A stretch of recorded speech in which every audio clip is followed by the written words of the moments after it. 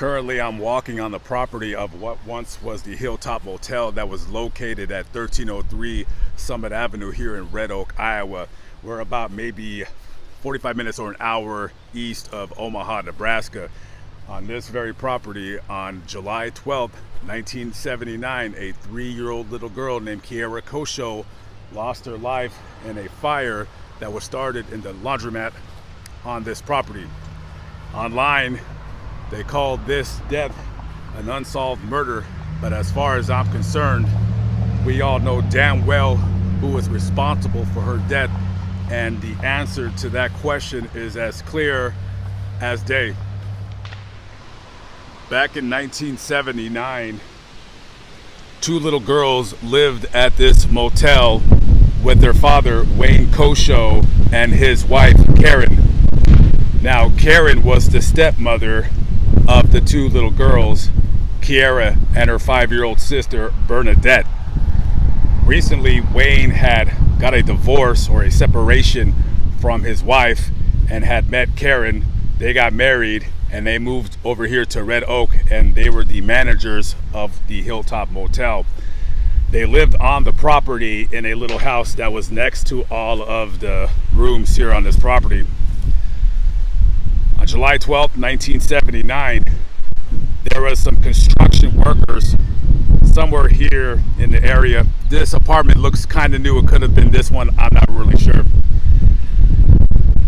It was around 1:30 or 1:45 when one of the workers seen fire coming from the laundry room here on this very property. So one of them immediately calls 911, and 2 of the workers that were working on the property ran over across the street to see where the fire was coming from. Now, at the time, there was 2 tenants that were yelling and screaming that there might have been somebody inside. One of the workers tries to get close to the laundry room, but they can't, because by this time now it is a raging inferno and it's way too hot to get in there to try to see if there is anybody in there that can be saved. By the time the fire trucks come rounding down this corner, they park right about here and they get out and they quickly put out the blaze. When the smoke clears, they're searching the laundry room and they see what looks like a body, very, very charred, very, very small, lying on their back right in the center of the laundry room. Now, as the crime scene investigators are talking to the witnesses that seen the fire take place, one of the deputies is talking to Karen Coshow, and they ask her what happened. Well, she basically says that on that afternoon, she was changing the linens out of the previous night's guests in rooms number 6 and number 8. And she's taken the blankets, the comforters, sheets, all of that. She left Keara playing right on the doorstep of the door to the laundry room. And all of a sudden she's seen the fire happening, and by the time she was able to get to the laundry room, it was already too late. The flames were already shooting out and the heat and the smoke was too intense for her to get to them.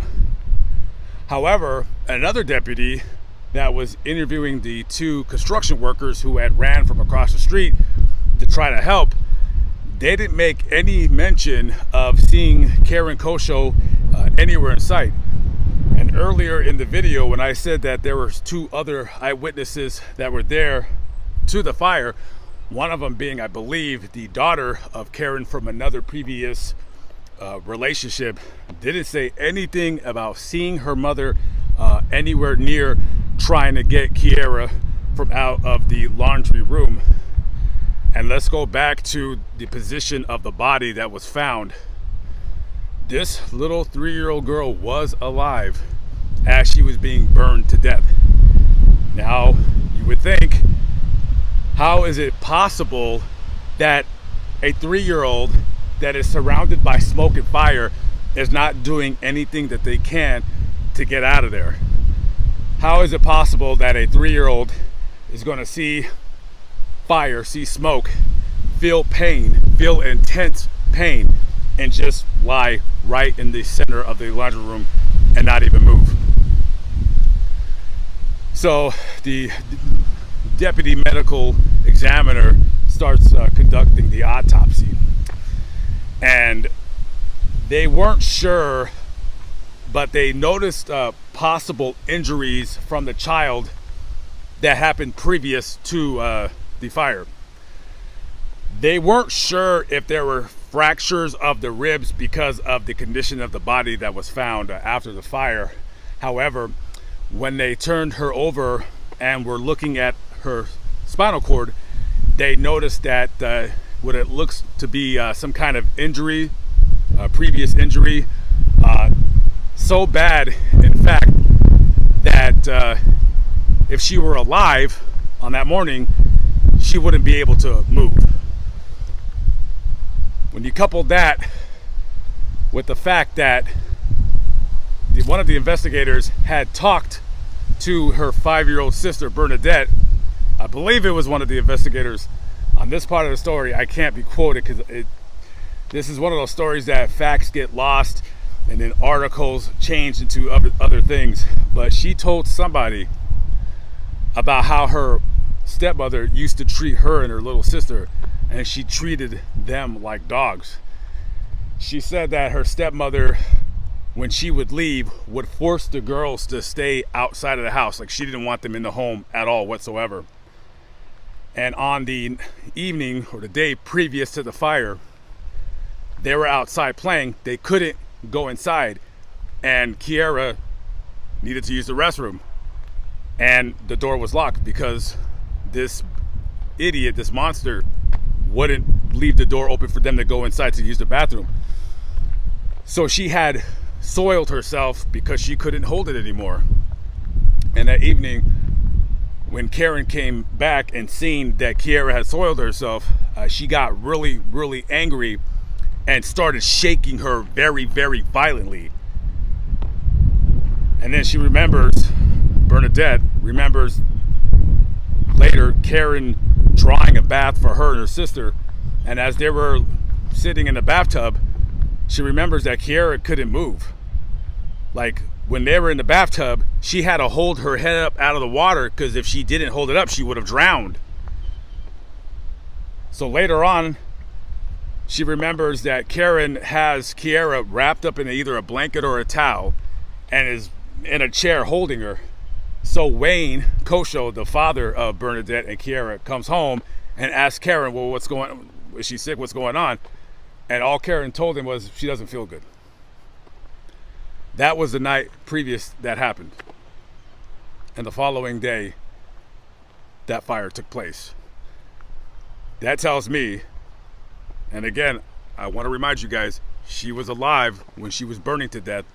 When you couple that to the fact of that little 5-year-old girl saying that her little sister could not move, could not talk, being violently shaken, it almost seems like to me that this is covering up what she did to this girl, which is, in my opinion, is nothing but a murder.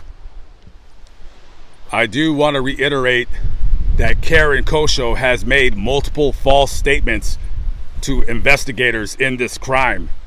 She had told one investigator that she was at the motel at the time, and when she seen the fire happening in the laundry room, she tried to run in there to save Keara's life, but was unable to because of the intense smoke and flames coming out. However, the 2 construction workers who actually ran across the street to try to save that baby's life were unable to get into that room, never mentioned anything about Karen being anywhere near there, or never mentioned anything about seeing her or her screaming or nothing like that. She was nowhere to be found. Also, another eyewitness who was at the scene at the time remembers seeing Karen walking out of the laundry room, and then maybe about a minute or so later, from what they described, they heard a loud explosion. 2 months previous to this murder, Karen had taken Keara to the hospital because she had gotten some kind of cleaning agent in her eyes. Supposedly, Keara had gotten into a canister of Drano, and Drano is these little crystals. I guess you soak it in water to make either a drain cleaner or something along those lines. And supposedly, Keara had took these little granules, soaked it in water, and started rubbing it in her eyes and splashing her face. Now, because of this accident, it practically blinded Keara to where she couldn't see. Her sister Bernadette said that when they would have dinner after the accident, Keara couldn't even see the silverware on the table when they were eating dinner. Supposedly, people at the hospital had seen this and didn't think possibly to call CPS or anything of the nature. That canister of Drano, it was childproof. There was absolutely no way a 3-year-old would have been able to open it. It would have been impossible. According to the autopsy report that was done on Keara Coshow, she died of acute burns and neurogenic shock. Neurogenic shock is referring to the spinal cord being injured. And the medical examiner indicated that due to the condition of the spinal cord, that he believes that before she died, she wouldn't have been able to move, because at the worst case, she would have been a paraplegic, where she couldn't move at all. Now, they're not sure whether it was a permanent paralysis or if it was a temporary paralysis, but he indicates she at all would not have been able to move. And this injury could have happened possibly from what Bernadette remembers as a child of her sister being shook. I don't know at all. I read this story a couple times, and there's not much about it online. I felt like after I read the story, I could only ask myself, how in God's name was this woman not arrested? She was not arrested.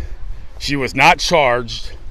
Neither her nor her husband, Wayne, the father of those 2 children, and Wayne's ex-wife, her name is Deborah. She was the mother of the 2 girls.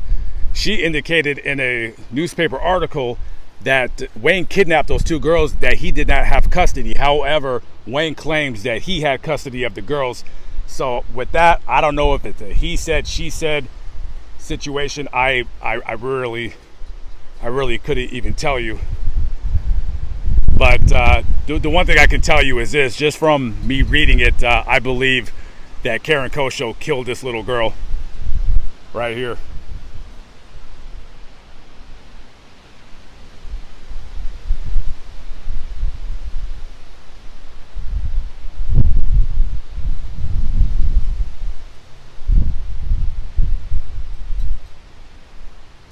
I don't know why in God's name. I don't know how it's possible with all of the evidence of a murder taking place that she was not arrested. And the system failed this little girl. I can't even believe this story exists. It's almost like I'm reading a forensic files, but the end she gets arrested. But in this nightmare scenario, this little girl was murdered, and her murderer remains free, and as the recording of this video, I believe is still alive. And she would have to be in her mid-80s. Somewhere in Iowa is an old woman who 44 years ago murdered this girl, and nothing was done. No justice was brought to this girl. Nobody did anything to help her, and no one's raising an issue. No one's saying anything. Maybe They just figure, it's 43 years ago, who cares? I care. I'm one person, and I'm sure her sister cares too, and I'm sure her mother cares as well. I don't understand this. I don't. I'm not a doctor. I'm not a medical examiner. I'm not an investigator. All I am, I'm just a dude in his old van who's seen this story and felt that this little girl needed a voice, someone to say, hey, I died a very horrible death. A death that none of us ever want to experience. She was alive. She was conscious when this was occurring, when her skin was melting off of her body, when she was choking to death.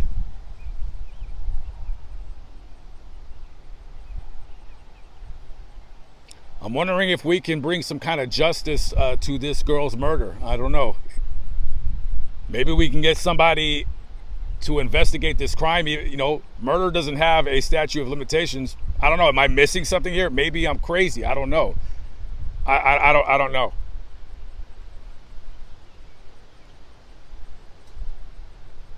But Karen Coshow murdered this little girl.